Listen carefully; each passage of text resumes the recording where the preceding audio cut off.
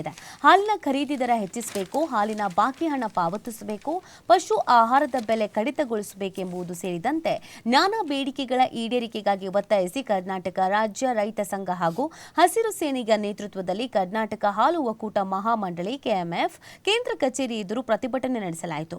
ರೈತರು ಸರಬರಾಜು ಮಾಡುವ ಪ್ರತಿ ಲೀಟರ್ ಹಾಲಿಗೆ ಕನಿಷ್ಠ 50 ರೂಪಾಯಿ ನಿಗದಿಪಡಿಸಬೇಕು, ಪಶು ಆಹಾರಕ್ಕೆ ಬಳಸುವ ಮೆಕ್ಕೆಜೋಳವನ್ನು ರೈತರಿಂದಲೇ ನೇರವಾಗಿ ಖರೀದಿಸಬೇಕು, ಸ್ಥಳೀಯ ಹಾಲು ಮಾರಾಟಕ್ಕೆ ವಿಧಿಸುವ ಲೆವಿ ರದ್ದಾಗಬೇಕು, ಸರ್ಕಾರ ಹಾಲಿಗೆ ನೀಡುವ ಪ್ರೋತ್ಸಾಹ ಧನವನ್ನು ಪ್ರತಿ ಲೀಟರ್ಗೆ ಒಂದು 5 ರೂಪಾಯಿಂದ 10 ರೂಪಾಯಿವರೆಗೆ ಹೆಚ್ಚಿಸಬೇಕು, ಬೆಲೆ ನಿಗದಿಯಲ್ಲಿ ಒಕ್ಕೂಟಕ್ಕೆ ಸ್ವಾತಂತ್ರ್ಯ, ಗರಿಷ್ಠ ವೇತನ, ನಿಯಮ ಜಾರಿ, ಸಂಸ್ಥೆಯ ನೇಮಕಾತಿಗಳಲ್ಲಿ ಹಾಲು ಉತ್ಪಾದಕರ ಮಕ್ಕಳಿಗೆ ಮಾತ್ರ ಅವಕಾಶ ಕಲ್ಪಿಸುವುದರ ಜೊತೆಗೆ ಸ್ಥಳೀಯ ಪ್ರಾಥಮಿಕ ಸಹಕಾರ ಸಂಘಗಳ ನೌಕರರನ್ನು ಒಕ್ಕೂಟದ ನೌಕರರು ಅಂತ ಪರಿಗಣಿಸಬೇಕು ಅಂತ ಪ್ರತಿಭಟನಾಕಾರರು ಒತ್ತಾಯಿಸಿದ್ದಾರೆ. ಹಾಲಿನ ದರ ಕಡಿತ ಮಾಡಿ ಪಶು ಆಹಾರದ ಬೆಲೆ ಏರಿಕೆ ಮಾಡುವ ಸಂಸ್ಥೆಯ ನಡೆ ರೈತರನ್ನ ಸಂಕಷ್ಟಕ್ಕೆ ಸಿಲುಕಿಸಿದೆ.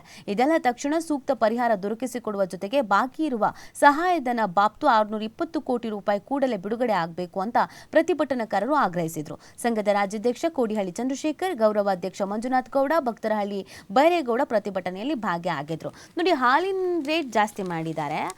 ಯಾವಾಗಲೂ ನೋಡಿದ್ರು ಹಾಲಿನ ರೇಟ್ ಜಾಸ್ತಿ ಆಗುತ್ತೆ ಅಂತ ಹೇಳ್ತಾ ಇದ್ದಾರೆ. ಫೈನ್, ನಮ್ಮ ರೈತರಿಗೆ ಅನುಕೂಲ ಆಗ್ತಾ ಇದೆಯಾ?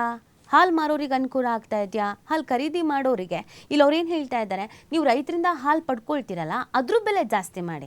ಈಗ ನಾವು ಹಾಲು ಕೊಂಡ್ಕೊಳ್ಳೋದಕ್ಕೆ ಸಾರ್ವಜನಿಕರು ಹಾಲು ಕೊಂಡ್ಕೊಳ್ಳೋಕೆ ಹೈಕ್ ಮಾಡ್ತೀರಾ ಅಂತ ಅಂದಮೇಲೆ ರೈತರಿಂದ ತಗೊಳ್ಳೋಕೆ ದುಡ್ಡು ಬೇಕಲ್ವಾ? ನೀವೇನು ಹೇಳ್ತೀರಾ ಪ್ರತಿ ಬಾರಿಯೂ ಹೈಕ್ ಮಾಡಲೇಬೇಕು, ರೈತರಿಗೆ ನ್ಯಾಯ ಒದಗಿಸಲೇಬೇಕು ಅಂತ. ಬಟ್ ಈಗ ರೈತರ ಪ್ರತಿಭಟನೆಗೆ ಇಳ್ದಿದ್ದಾರಲ್ಲ, ಇನ್ನು ಮೆಕ್ಕೆಜೋಳ ಆಗಿರ್ಬೋದು, ಕರುಗಳಿಗೆ ಕೊಡಬೇಕಾದಂಥ ಆಹಾರ ಏನಿದೆ ಅದೆಲ್ಲನೂ ಜಾಸ್ತಿ ಮಾಡಿದ್ರೆ ರೈತರಿಗೆ ಅಲ್ಲೇ ಆಗೋಗುತ್ತಲ್ಲ, ಬಂದಿದ್ದ ಹಾಲಿನ ದುಡ್ಡಲ್ಲಿ ಅಲ್ಲಿ ಹಿಂಡಿ ಬೂಸ ತಗೊಳಕ್ಕೆ ಆಗೋಗುತ್ತಲ್ಲ. ಸೊ ಅದೊಂದಷ್ಟು ಪಟ್ಟು ಹಿಡಿದು ಆಗ್ರಹಿಸಿ ಪ್ರತಿಭಟನೆ ಮಾಡಿದ್ದಾರೆ. ಸರ್ಕಾರ ಇದಕ್ಕೆ ಸಂಬಂಧಪಟ್ಟಂತೆ ಆಶ್ವಾಸನೆ, ಭರವಸೆ ಈಡೇರಿಸುವಂಥದ್ದು ಏನಾದರೂ ಮಾಡುತ್ತೆ ಏನು ಅಂತ ನೋಡಬೇಕಾಗುತ್ತೆ.